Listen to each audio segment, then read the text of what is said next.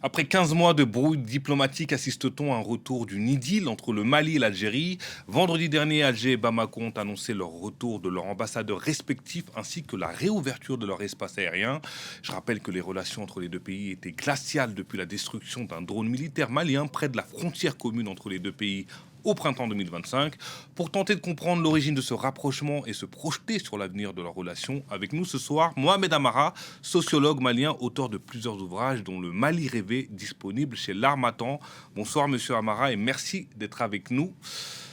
Je le disais, Bonsoir, alors Monsieur que les Sey. relations étaient au plus bas entre les deux voisins, nous voilà dans une amorce de détente. Comment l'expliquer? Oui, ça s'explique tout simplement par le fait qu'à un moment de part et d'autre, il y a une fatigue de cette bruit diplomatique dont on connaît très bien les détails. Et tout ça s'explique aujourd'hui par la nécessité d'amorcer un temps de paix qui est mis en avant par les différents partenaires, en particulier le partenaire russe. Vous avez bien constaté récemment que le ministre des Affaires étrangères de la Fédération de Russie était à Addis Abeba, ensuite à Niamey, et par la suite, on a vu aussi l'arrivée du président de la Commission de l'Union africaine, Monsieur le Djiboutien Mohamed Ali Youssef, à Bamako. Donc tout ça s'inscrit dans un contexte qui est un contexte effectivement de regain de tolérance diplomatique entre deux pays qui, par définition, historiquement, sont des pays frères. Les relations fraternitaires sont très importantes et donc c'est ce qui explique ce dégel. Vous dites que c'est deux pays frères, et c'est des deux pays frontaliers qui partagent une grande frontière. Entre l'Algérie et le Mali, est-ce qu'on sait qui a fait le premier pas vers l'autre? C'est la question que tout le monde se pose, ce dont on est sûr, en tout cas selon les informations que je dispose, c'est qu'à un moment ou à un autre, la Russie, qui est un des partenaires, le partenaire important des deux pays, a jugé nécessaire de ramener les deux protagonistes à la table de la paix, de la négociation, pour sortir de ces tensions diplomatiques qui n'arrangent en particulier personne. Donc, c'est ce qui a fait que la Russie, elle est aujourd'hui dans une possibilité de tordre la main aux uns et aux autres en raison de sa position géostratégique et géopolitique dans la région. Et le Niger, autre membre de l'Alliance des États du Sahel, on a vu que Abdourahmane Chani, qui est chef de l'État au Niger actuellement, a fait une visite officielle à Alger, a été reçu en grande pompe par Abdelmajid Tebboune en février dernier. Est-ce que ça aussi, ça a pu peser chez les Maliens? Est-ce que le Niger a pu dire au Mali de faire la paix avec l'Algérie? Tani, comme les autres présidents de l'AES, la Confédération des États du Sahel, je pense, ont tous intérêt à sortir de cette brouille diplomatique et surtout le Niger aussi, qui a une zone frontalière avec et l'Algérie et le Mali. Cela dit, la visite de Tchani s'inscrit effectivement dans le cadre des relations diplomatiques, mais aussi des politiques d'investissement entre les deux pays à propos de l'exploitation du pétrole. Mais aussi, c'est une manière pour Tiani aussi de jouer enfin l'émissaire en particulier.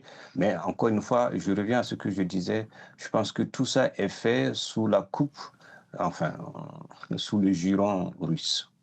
On sait que le Mali est la cible d'attaques du JNIM et du FLA, les rebelles indépendantistes du Nord. Est-ce qu'on peut imaginer que ce dégel avec l'Algérie peut relancer, pourquoi pas, l'accord d'Alger signé en 2015 entre la République du Mali et la coordination des mouvements de l'Azawad, mais dénoncé par le pouvoir malien en janvier 2024? C'est l'espoir en tout cas que tous les hommes de paix souhaitent, espèrent que cette baisse de tension, cette baisse de fièvre diplomatique participe des mécanismes de relance, des possibilités de paix, de négociation entre les deux pays. Encore une fois, je rappelle, Ce sont des pays historiquement et socialement, voire culturellement, qui ont des rapports affinitaires très importants.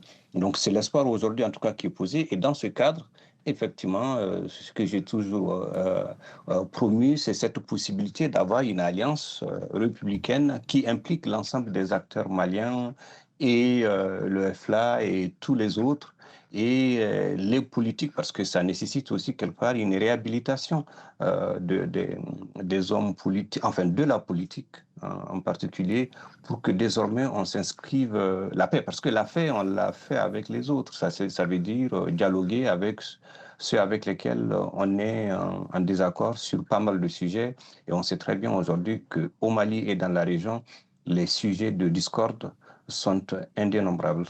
Et quid de l'imam Mahmoud Dicko, opposant déclaré au pouvoir militaire malien et qui est aujourd'hui choyé par l'Algérie? Bien évidemment, Duco reste une des pièces du puzzle à reconstituer et du point de vue diplomatique et du point de vue réconciliation. Et je pense qu'il aura son mot à dire. Il est important effectivement de mettre Duco dans le jeu. Vous avez parfaitement raison. Duco incarne d'une façon ou d'une autre, peu importe, avec les liens qu'on peut avoir avec l'imam. Moi, je ne parle pas de l'imam, mais je parle de l'homme politique, parce que Duco est par excellence politique.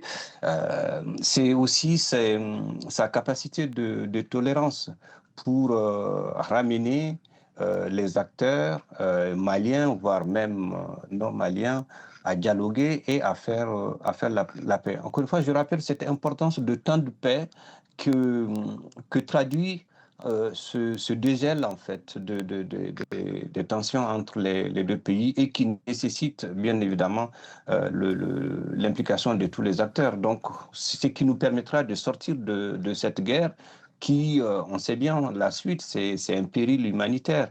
Le péril humanitaire, voire même humain, avec les différentes morts, les différentes attaques qui n'épargnent aucun Malien du nord au sud, d'est en ouest.